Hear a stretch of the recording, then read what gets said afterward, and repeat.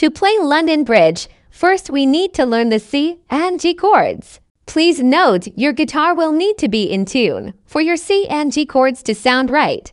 This is the mini C chord diagram. Use finger number 1 on fret 1, string 2. Bend finger number 1 so you're only touching string 2.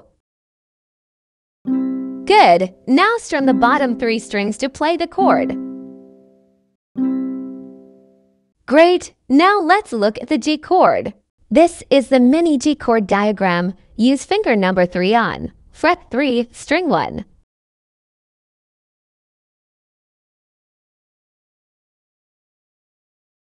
Good. Now strum the bottom 3 strings to play the chord.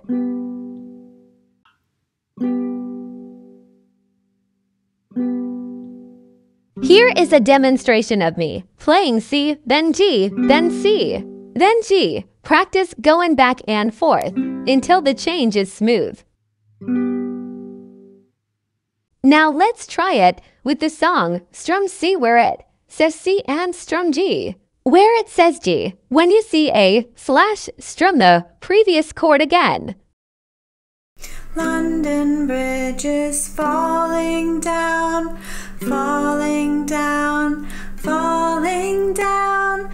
London Bridge is falling down, my fair lady. London Bridge is falling down, falling down, falling down. London Bridge is falling down, my fair lady. Thanks for watching. Please like and subscribe if you found this helpful. You can find a complete set of chord sheets available on my Patreon page. The content is structured in a progressive manner, starting with songs only featuring C and G chords, followed by the next chapter that includes songs incorporating C, G, and D chords, and so on.